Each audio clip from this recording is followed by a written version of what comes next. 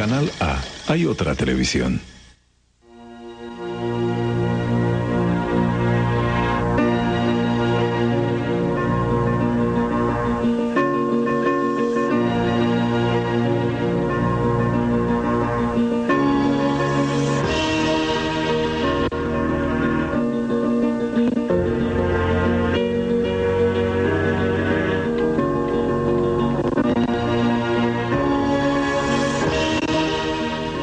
Grandes ideas de la filosofía. Estética.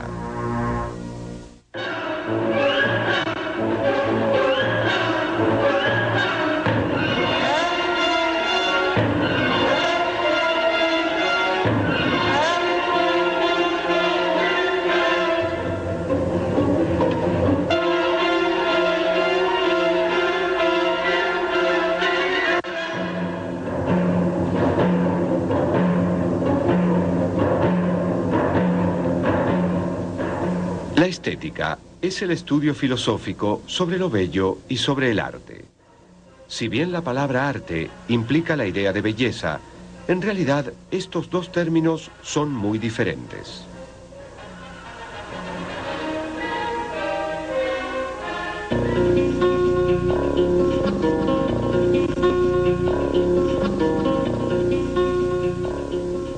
¿Se puede afirmar que el Guernica de Picasso es bello? Posiblemente no nos pondríamos de acuerdo. No obstante, la mayoría coincidiría en declararla una obra de arte. La pregunta entonces es, ¿cómo llegamos a esta conclusión?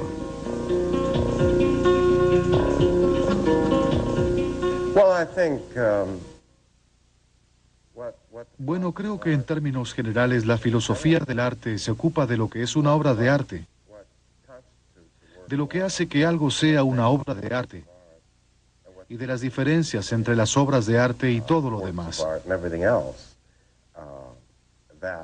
Al menos allí es donde debemos empezar. Y eso sucede inevitablemente con la mayoría de los temas filosóficos.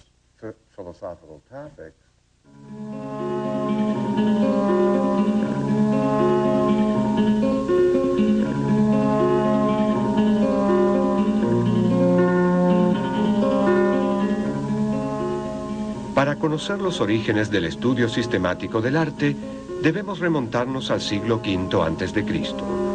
En Atenas, el gran filósofo Platón enseñaba que la verdadera naturaleza de las cosas efímeras del mundo es su idea. Los triángulos que puedo trazar en la arena no son más que copias imperfectas de la idea perfecta de triángulo. Las ideas superan lo sensible y solo pueden captarse por la razón. Sin embargo, hay una idea que manifiesta la razón a través de los sentidos. Es la idea de belleza. Existe una belleza por la que todas las cosas son bellas.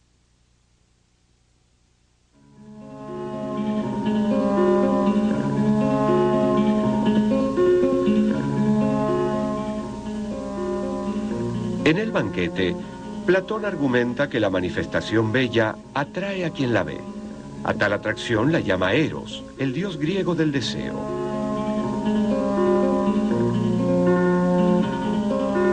Impulsado por la atracción erótica de lo bello, el filósofo trasciende la visión de lo que es bello y supera el mundo sensible para alcanzar la contemplación de la idea pura de belleza.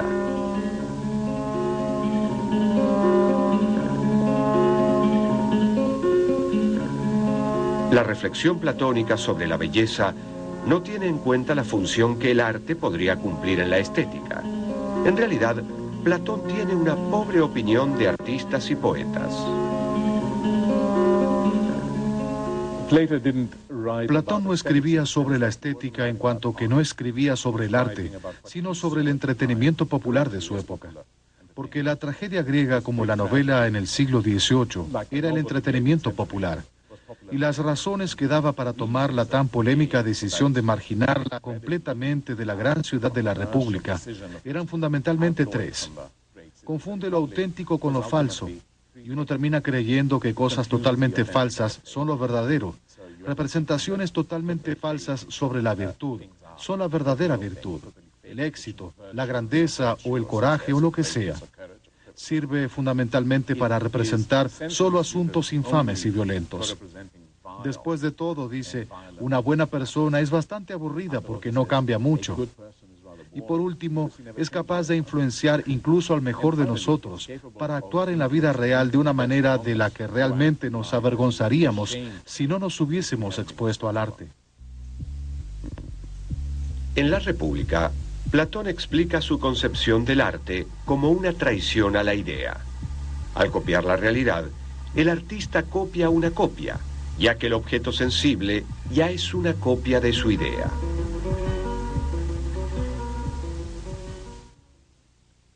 Lo bello en sí no es este objeto ni aquel otro, sino algo que les comunica su propio carácter.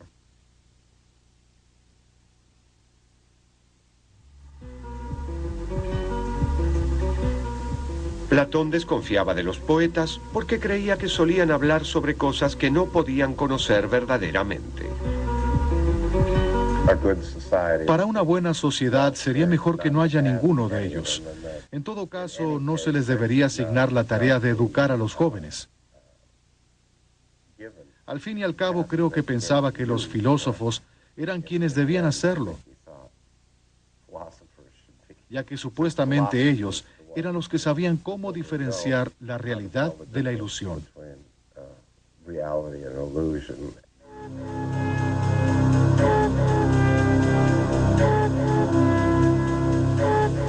Aristóteles, discípulo de Platón, escribió La Poética, uno de los libros más influyentes en la teoría del arte de todos los tiempos. Para muchos, la poética constituye una refutación a la crítica que Platón hace al arte, ya que, según Aristóteles, provocar emociones fuertes, tal como la compasión y el miedo, era bueno para los atenienses.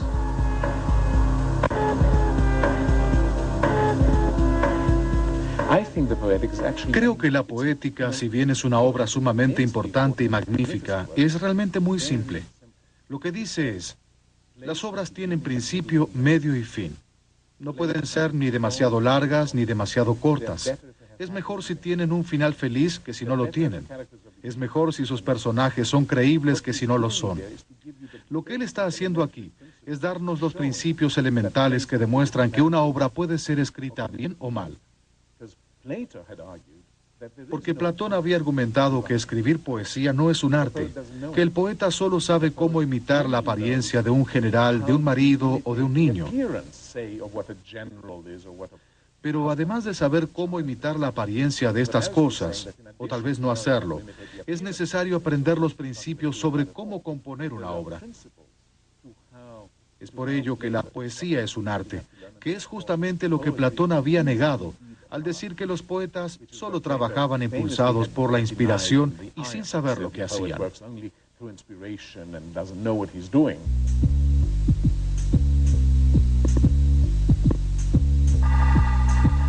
A diferencia de Platón, Aristóteles no habla de la idea de belleza pura, sino que analiza una forma artística específica, la tragedia.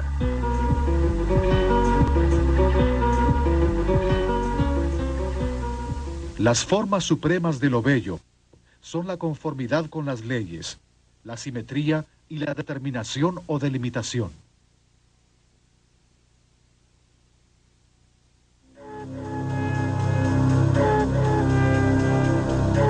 De su análisis de la tragedia, Aristóteles deduce reglas de composición. La más famosa es la regla de las 3 unidades: unidad de acción, de tiempo y de lugar. La unidad de acción implica que la tragedia debe representar una sola acción sin tramas secundarias, y que cada etapa de la acción debe ser la consecuencia inevitable de lo que sucedió previamente. En cuanto a la unidad de tiempo, la trama no debe exceder las 24 horas. Y finalmente, la unidad de lugar consiste en que todo debía ocurrir en la misma localización. Pero, ¿qué pasó en la Edad Media? En el Medioevo no hay una estética propiamente dicha. En este periodo, lo bello es absorbido por una fascinación arrolladora por la dedicación a Dios. La teoría del arte fue reformulada meramente como técnica.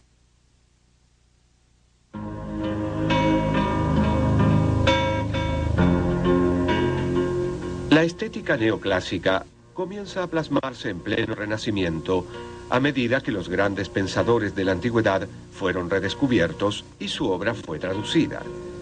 Los preceptos medievales comenzaron a quebrarse en el siglo XV cuando el arquitecto italiano Leone Battista Alberti plantea que la belleza es armonía y perfección. La belleza se establece al someter la obra a las leyes estéticas objetivas que rigen todo arte, y por lo tanto está más allá de la subjetividad de los gustos. La primera de estas leyes es el principio del orden formal. La estética neoclásica será entonces una estética de las proporciones, de la simetría, de la armonía y del orden.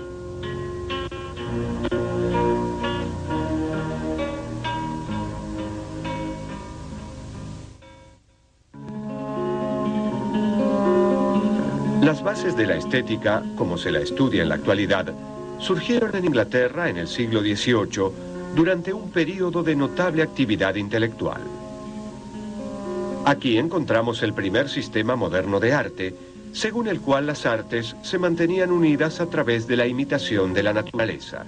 Aquí también encontramos la primera formulación de desinterés estético, es decir, la idea de que existe una actitud especial de desinterés hacia los problemas prácticos, la cual es esencial para valorar el arte. Los artículos de Joseph Addison, que conforman la obra Los placeres de la imaginación, marcan el comienzo de la teoría estética moderna, y la obra de Francis Hudson, Investigación sobre la belleza, el orden, la armonía y el diseño, constituye el primer tratamiento sistemático filosófico sobre el tema. La moral ocupaba un lugar principal en la obra de Hudson y de su contemporáneo Anthony Ashley Cooper, conde de Shaftesbury.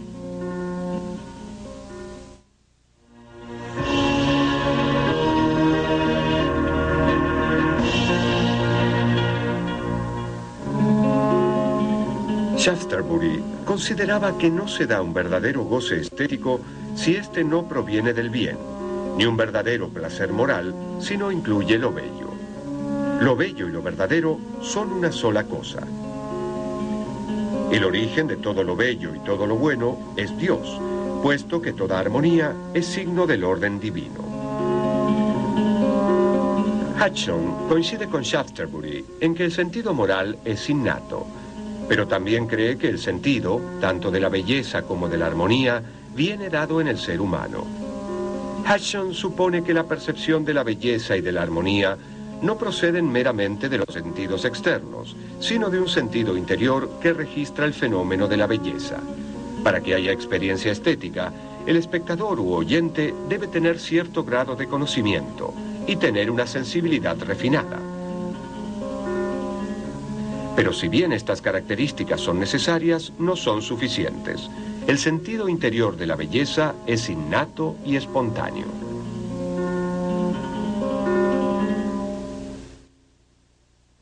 Las ideas que la belleza y la armonía provocan en nuestra alma nos placen necesaria e inmediatamente, igual que las otras ideas sensibles. En plena Ilustración y bajo el dominio del racionalismo más extremo, el pensador alemán Alexander Baumgarten observó que el arte y la belleza pertenecen a una zona intermedia entre la sensibilidad y la razón. El arte, como la luz del alba, guía al hombre desde la oscuridad de lo meramente sensible hacia el conocimiento propiamente racional. En la actualidad, Baumgarten es mayormente recordado por haber acuñado el término estética, como así también por su influencia sobre Immanuel Kant, un brillante profesor prusiano de filosofía que revolucionó el ambiente filosófico.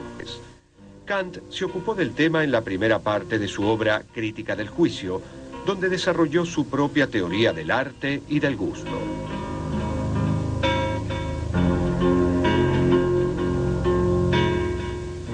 En otra obra seminal, Crítica de la Razón Práctica, Kant examina la acción humana y desarrolla las nociones de necesidad y libertad. y concluye que en la medida en que esos dos ámbitos, el de la naturaleza y el de la libertad, estén separados, el hombre queda desgarrado como ciudadano de dos reinos. Kant proclama que es la experiencia estética la que permite reconciliar el determinismo de la naturaleza con la libertad de la moral humana. La experiencia estética no está limitada ni por la ley natural ni por la ley moral. En ese espacio de juego, la sensibilidad y la razón se reconcilian mediante la imaginación.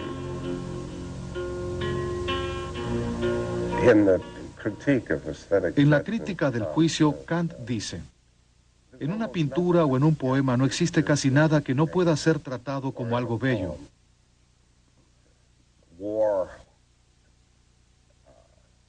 La guerra, las furias. Él enumera todo lo que puede presentarse como algo bello, aunque en la realidad sea bastante feo. Y dice: lo único feo que no puede embellecerse es lo desagradable. Fascinante.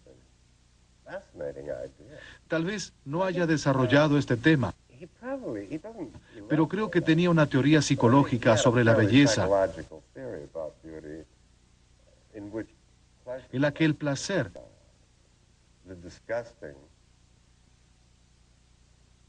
y lo desagradable provoca dolor, en tanto que es la naturaleza misma de lo desagradable lo que queremos hacer desaparecer, sacar, escupir, vomitar. Es muy interesante.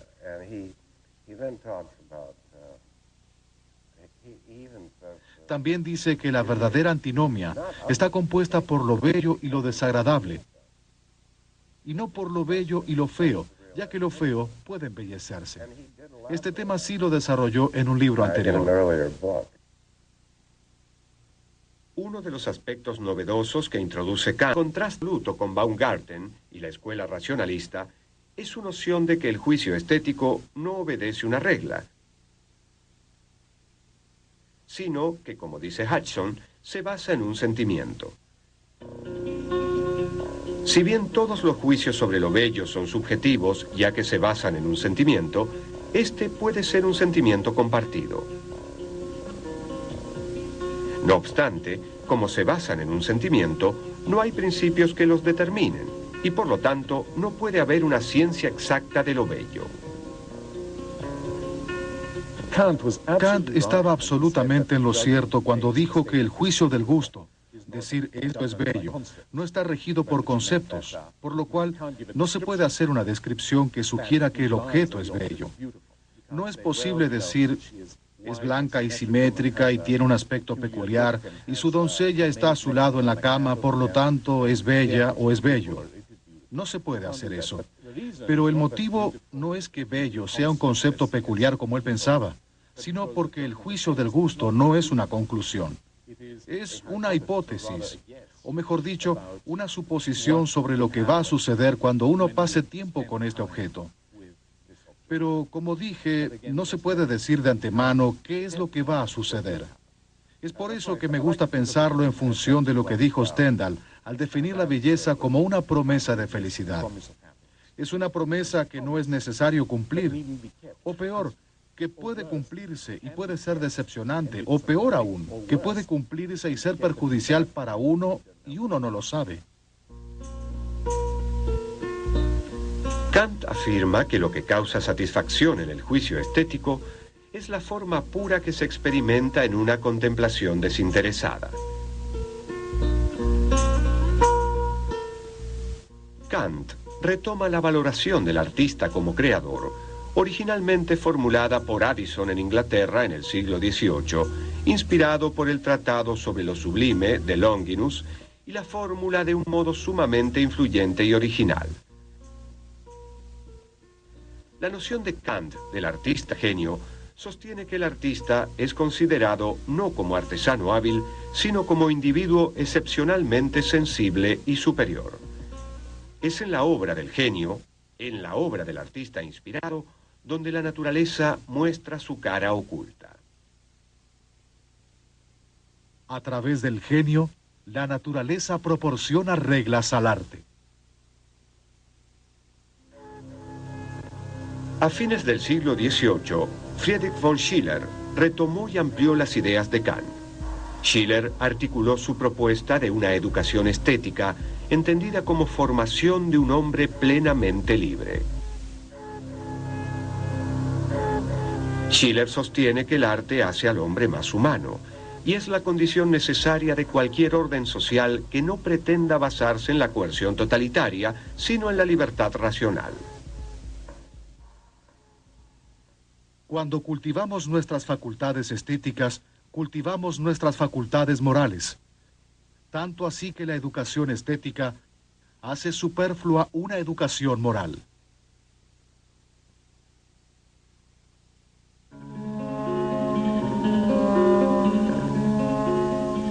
La teoría kantiana del genio tendrá gran importancia en la formación del romanticismo, cuya principal característica puede encontrarse en la relevancia dada a la figura del artista. Los románticos consideraron al talento personal como un valor en sí mismo y lo tomaron como algo innato. Como Kant, creían que no había academia en el mundo que pudiera enseñar a crear una obra maestra. De esta manera, el culto del genio individual y anticonvencional que había empezado con los filósofos ingleses del siglo XVIII ocupó un lugar principal en la estética. En el siglo XIX, solo unos pocos hubieran dudado en afirmar que la concepción romántica era la última palabra en estética. El filósofo alemán Georg Wilhelm Friedrich Hegel, en sus lecciones de estética, dictadas entre 1817 y 1829, distinguió tres edades en la historia del arte. El arte oriental o simbólico, que se expresa mediante alegorías, el arte clásico y el arte romántico. Hegel alega que mediante el arte, el hombre expresa claramente lo que es y lo que puede ser. En el arte, lo material resulta esencialmente espiritualizado, y el arte romántico corresponde a la plenitud de tal espiritualización. La obra de arte no existe solo para la intuición sensible como objeto sensible, sino asimismo para el espíritu.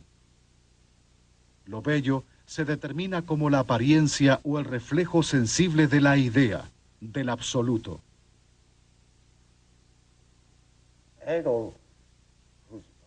Creo que el libro más importante de Hegel fue Estética. El propósito de Estética es argumentar que el arte ya no es necesario, que en realidad está llegando a su fin. Era adecuado para una cierta época en que los seres humanos, antes de que la filosofía se volviese lo suficientemente fuerte como para abordar el tipo de preguntas que el arte puede abordar. Hegel tiene esta maravillosa idea en el mayor interés del espíritu, esas son sus palabras.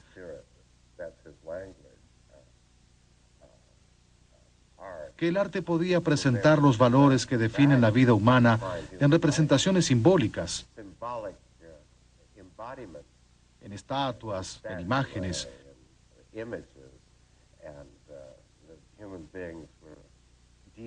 Y los seres humanos dependían mucho de las imágenes para aprender el significado de la vida.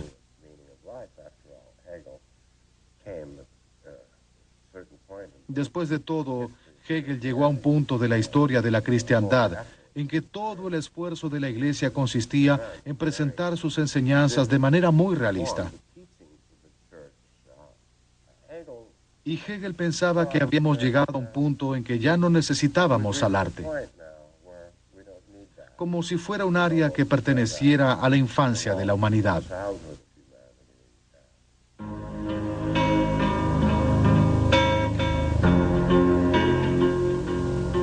Al presentar la dialéctica histórica del arte, Hegel la concibió como un proceso completo y no abierto a futuros despliegues.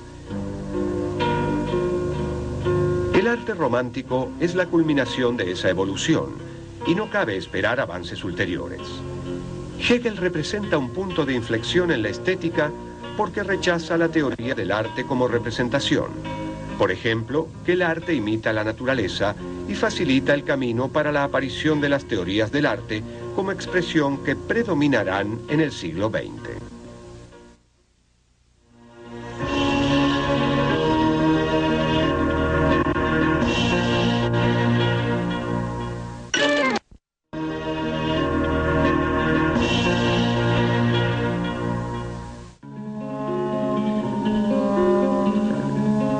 En la misma época en que la reflexión estética de Hegel alzaba vuelo, otro filósofo alemán, Arthur Schopenhauer, ubicó al arte en el centro de su propio pensamiento. Influido por el hinduismo, Schopenhauer plantea que el mundo es solo un tejido de apariencias urdido por nuestro intelecto. La realidad es en sí solo voluntad de vivir, que late en lo más profundo de todo lo que hay, no solo en los seres orgánicos, sino incluso en la naturaleza inanimada.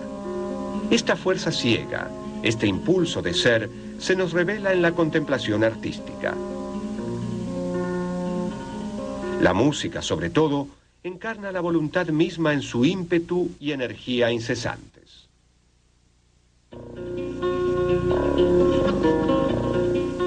Para Schopenhauer, como para ningún otro filósofo, la música era la máxima expresión de las bellas artes, el arte romántico, el arte del siglo. La teoría de Schopenhauer sobre la música como encarnación de la voluntad fue una de sus más importantes contribuciones a la reflexión estética.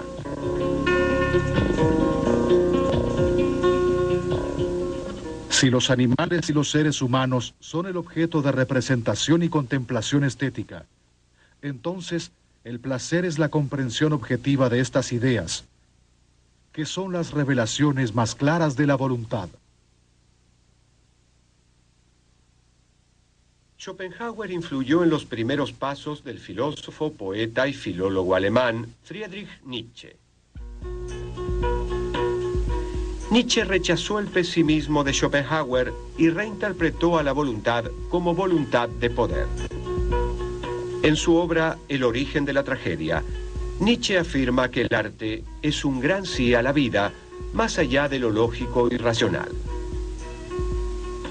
El arte, dice Nietzsche, consta de dos principios, el apolíneo y el dionisíaco. El apolíneo remite a Apolo, dios de las imágenes nítidas que aparecen bajo la luz solar y de las imágenes borrosas del sueño. Se lo asocia a lo visual, lo figurativo, lo imaginario. En las artes plásticas predomina lo apolíneo. Es un principio de alegría, de purificación a través de la imagen. El principio dionisíaco del arte remite a Dionisio, el dios de la embriaguez. Se lo asocia a la disolución del yo, a la pérdida de límites, al delirio. En la poesía lírica y la música prevalece lo dionisíaco. Es un principio de goce donde desaparece la individuación para sumergirse en la voluntad universal. Él creía algo muy interesante, que era que ambas tendencias o aspectos de la naturaleza humana se combinaban en lo que él denominaba la mayor expresión artística del mundo, a saber, la tragedia griega ateniense, que representa a lo dionisíaco en el coro, que está presente allí como un grupo que baila, canta y comenta la acción, y luego en la acción en el escenario, que siempre se desarrolla en función de personajes individuales, y cuya historia central, según Nietzsche, gira en torno al héroe individual, que intenta hacer más que lo que un individuo es capaz de hacer. Se destruye en el proceso, pero no obstante lo celebra, ya que de cierto modo es inevitable que los grandes seres humanos traten de hacer precisamente eso. En todo arte se produce la combinación y síntesis de ambos principios. El estado espiritual propio del arte es mitológico. El aporte de Nietzsche no es tanto la elaboración de una estética sistemática, sino una invocación de ese estado espiritual sagrado, festivo, mitológico. Solo el arte puede reemplazar a las antiguas mitologías. Y así llegamos al siglo XX. El problema más acuciante y persistente que enfrenta la estética contemporánea es la noción misma de arte. En la primera mitad del siglo, la visión dominante fue la que se conoció como la teoría del arte como expresión, cuyo defensor más famoso tal vez sea León Tolstoy, y que fuera formulada definitivamente en 1938 por el filósofo de Oxford, Robin George Collingwood.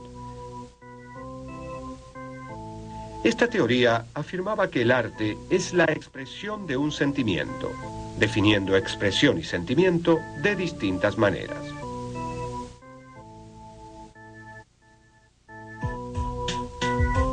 En la segunda mitad del siglo XX, los filósofos se impacientaron por las definiciones predominantes de arte, en mayor medida por la presión que los artistas vanguardistas depositaron en estas teorías, quienes se negaron a producir objetos que correspondieran con dichas definiciones. En respuesta a esto, algunos se volcaron hacia la nueva filosofía del lenguaje, promovida por Ludwig Wittgenstein en su influyente obra Investigaciones filosóficas, publicada por primera vez en 1953. ¿Creen ustedes que yo tengo una teoría? ¿Creen que estoy diciendo qué es esto y aquello? Yo describo, doy ejemplos. Para estar en claro acerca de las palabras estéticas, ustedes tienen que describir modos de vida.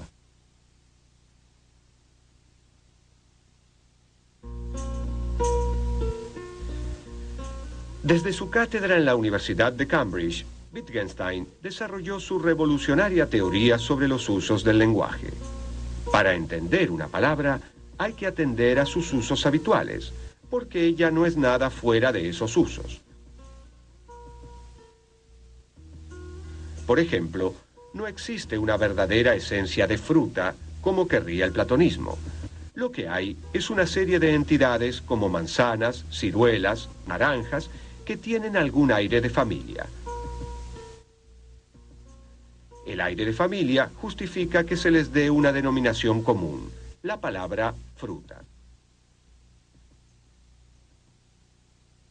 Sostengo, pues, que la propia naturaleza aventurera y expansiva del arte, sus constantes cambios e innovaciones, hacen que sea lógicamente imposible determinar un criterio de definición.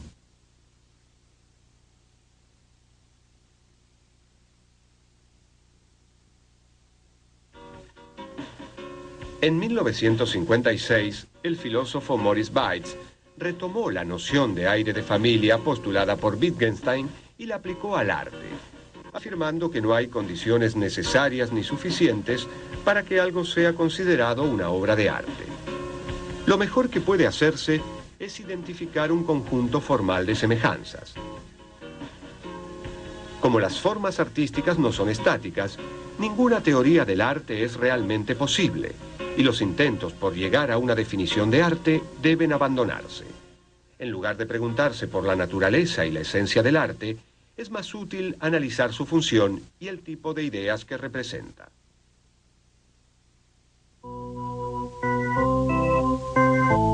La argumentación de Bates justifica que, por ejemplo, el artista plástico Marcel Duchamp exhiba como arte un mingitorio sacado de su contexto práctico habitual. Si el concepto arte deriva de los juegos lingüísticos en que esa palabra es empleada, es arte lo que así llamemos, sea lo que sea. La teoría institucional del arte llegó a una conclusión similar. Su mayor exponente fue George Dickey, quien propuso fundamentalmente que una obra de arte podía ser cualquier cosa que la institución del mundo del arte considere como tal.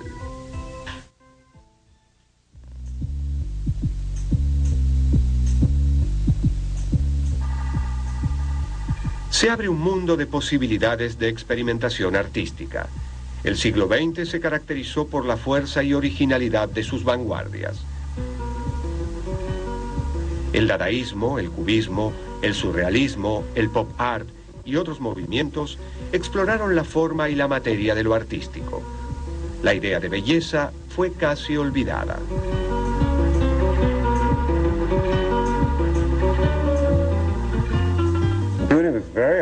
Podría decirse que la belleza estuvo fuera del tapete durante mucho tiempo. Nadie hablaba sobre ella en la década del 60.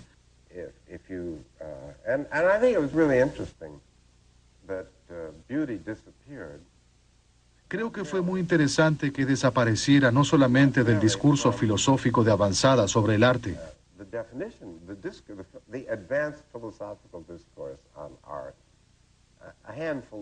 Un grupo de filósofos analíticos, Richard Wollheim, George Dickey, uno o dos más y yo, nunca hablábamos sobre la belleza. Y yo particularmente consideraba que era bueno que no lo hiciéramos. No creo que nadie supiera cómo abordarla, pero no parecía ser necesario cuando estaba elaborando este tema. Y no desapareció solamente de la filosofía, desapareció del arte por completo, ya que a fines de la década del 60 existía el consenso generalizado de que una obra de arte podía tener el aspecto que quisiera, con lo cual no debía ser necesariamente bella. No quiere decir que no pudiera serlo, sino que la belleza ya no era condición necesaria. Entonces desaparece del arte porque el arte está evolucionando y ampliando sus metas. Y desaparece de la filosofía porque cualquier filósofo que estuviera al tanto de lo que estaba sucediendo advertía que no había lugar para ella en la definición.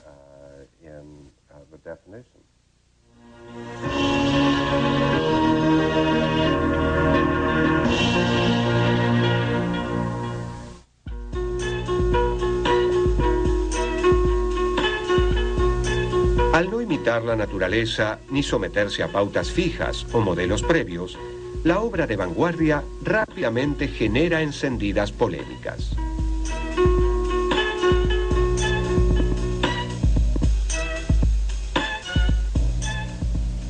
Experiencias anticonvencionales como las de Andy Warhol, John Cage y otros artistas vanguardistas están aceptadas hoy en día como parte de la cultura popular. No obstante, no debemos olvidar que en la segunda mitad del siglo XX representaron un quiebre revolucionario.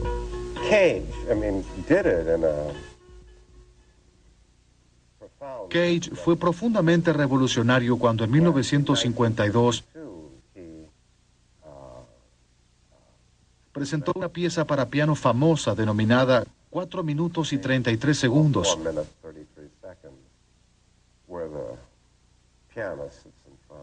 En la cual el pianista se sentaba frente al piano, cerraba la tapa,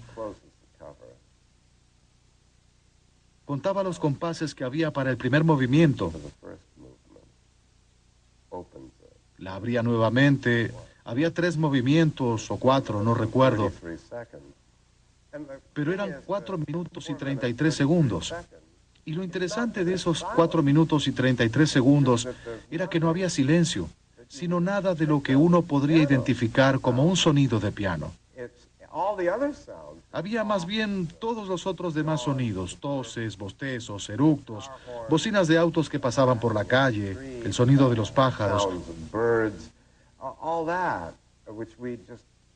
Todo lo que uno simplemente borra de la experiencia artística.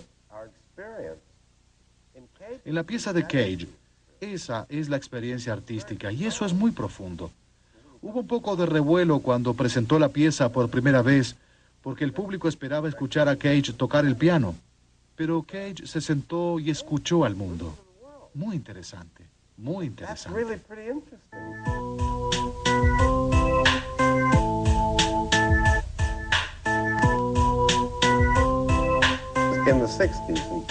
En especial en la década de los 60, todo cambió muy radicalmente.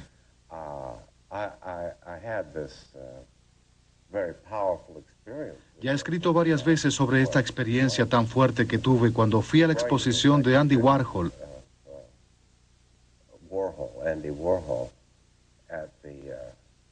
en la Galería Stable, ubicada en la calle 74 Este de Nueva York.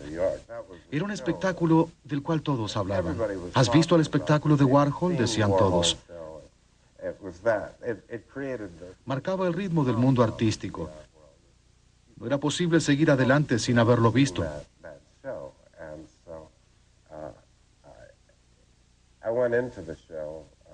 Entré a la exposición y allí estaban todas estas pilas de lo que parecían ser cajas de supermercado.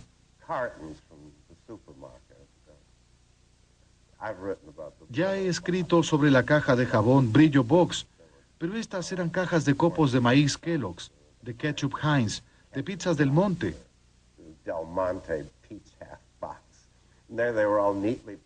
Y estaban apiladas muy prolijamente en las dos salas de la Galería Stable, que dicho sea de paso fue incorporada al Museo Whitney, pero que en ese momento era una galería vanguardista muy importante.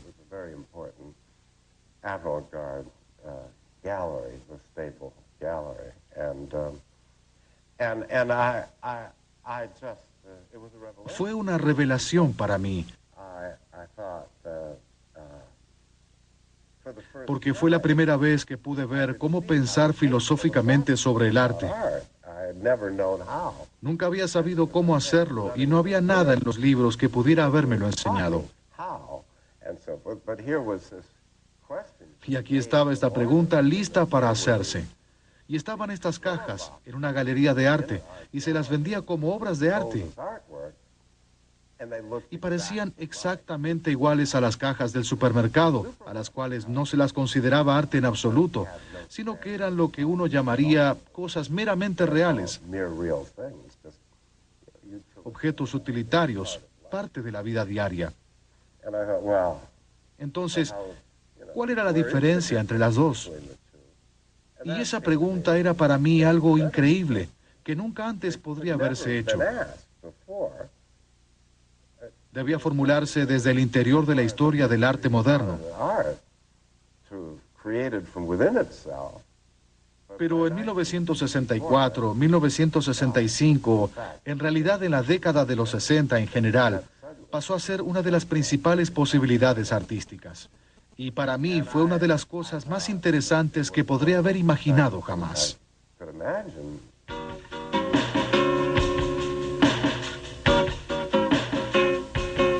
Poco a poco, el arte de vanguardia fue inevitablemente absorbido por la sociedad de consumo. A principios del siglo XX, se menospreciaba al arte masivo. Hoy no se duda en reconocer como arte al jazz, el cine, la comedia musical, la fotografía, el cómic, el relato de ciencia ficción, etc. Donde sea que uno mire, el arte nos inunda, nos asedia, nos hundimos en arte. Si es que hundirse puede ser considerado como algo positivo. La televisión contiene arte, la música popular contiene arte. La novela, que ahora es considerada como el paradigma de la literatura de alto nivel artístico, era vista en sus comienzos, no más de 250 años atrás, como el peor tipo de arte popular. Coleridge la denuncia diciendo que no se trata de un pasatiempo, sino un tiempo muerto. Dijo, allí donde la novela predomine, la mente humana habrá desaparecido. Y sin embargo, hoy en día se la considera una forma muy prestigiosa y admirable de arte. Y no podemos apartarnos de ella. En 1934, el filósofo estadounidense John Dewey afirmó que la estética se encuentra siempre vinculada a la sociedad como un todo. El arte contribuye a realizar la vida de un pueblo. Este enfoque ha sido calificado de sociologista. El sentimiento en una obra de arte no es una experiencia meramente personal, sino que debe tener un carácter universal.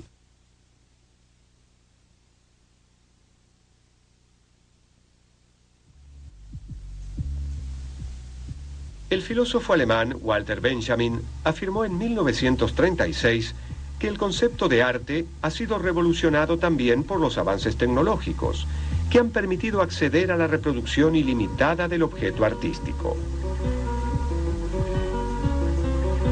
La obra de arte ya no se caracteriza por su unicidad e irrepetibilidad. Un cuadro es único, pero un póster no lo es. Una película se puede proyectar simultáneamente en cientos de salas cinematográficas. Un programa de TV puede ser visto por los espectadores de todo el mundo y puede ser repetido o grabado. La estética se ve obligada a ocuparse de esta nueva realidad y en particular del poder de la televisión. Creo que actualmente la televisión mundial en general es reconocida como un medio que puede contener arte. No creo que toda la televisión sea arte. Puede ser novedosa, comercial, destinada a vender. Hay de todo tipo. Al igual que pintar no siempre es arte. Se pueden pintar paredes, hacer avisos publicitarios, decorar casas o también hacer arte. Una pintura puede haber sido creada para hacer arte o puede convertirse en arte sin que esa haya sido su razón de ser. La televisión es como la escritura. Algunas obras escritas son literarias, la mayoría no lo son. Parte de la televisión es artística, por así decirlo. La mayoría no lo es. Existen muchos libros al respecto y basta ver la sección de medios de comunicación para sorprenderse por lo que está sucediendo. En cambio, creo que los intelectuales serios no le prestaron debida atención, o si lo hicieron, por lo general la denunciaron en su totalidad o la defendieron de un modo no particularmente útil. Algunos contenidos televisivos son realmente muy buenos, no hay duda sobre ello. Sin embargo, los académicos e intelectuales todavía sospechan sobre la televisión porque suelen considerarla como algo monolítico, una sola cosa que deben o bien aceptar o rechazar en su totalidad. La estética contemporánea involucra al observador en la creación del objeto artístico, requiriendo una nueva sensibilidad, tanto del artista como del público. ¿Qué valoramos en una obra de arte? ¿Será tal vez que provoque en nosotros sentimientos o respuestas cognitivas? ¿O es algo mucho más complejo? Por ejemplo, creo que para valorar una obra de arte no es suficiente decir es magnífica. Valorar una obra de arte no significa simplemente que a uno le guste. Valorarla es vivirla, lo cual implica en un nivel muy elemental, no un nivel altamente filosófico, cambiar los hábitos. Y si usted encuentra una obra de arte que le gusta, usted va a verla, o leerla, o escucharla, o lo que sea.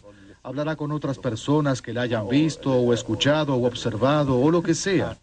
Leerá diferentes libros, conocerá diferentes personas, irá a diferentes lugares a donde nunca había ido. En otras palabras, cuando le gusta algo de esa manera, usted cambia su vida naturalmente a causa de ello. Y la pregunta es, ¿qué efecto produce a largo plazo? Y muchas personas creen que si el arte se valora, es porque debe producir efectos buenos. Me refiero a efectos moralmente buenos. Los filósofos deberían ayudar a las personas a pensar más claramente. Pero al mismo tiempo hay que tener cuidado. Volvamos a lo planteado por Barnett Newman.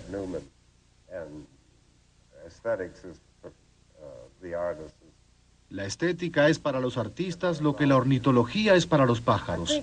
Creo que las personas en el campo de la estética consideraban que eso es lo que debían estar haciendo. Y Newman diría, aquí está el esteticista y aquí están los artistas. Que es como decir, aquí está el ornitólogo y aquí están los pájaros alineados para que el ornitólogo les pueda dar lecciones sobre lo que es ser un pájaro. Y no se necesita un ornitólogo para eso. El origen del compromiso filosófico con el arte, que hoy denominamos estética, se remonta al origen mismo de la filosofía en la Grecia clásica.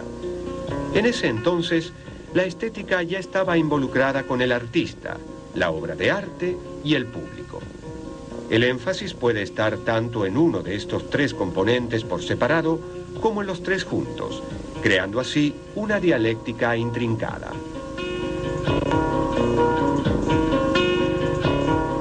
Así como el arte tiene su historia, la filosofía del arte también tiene la suya.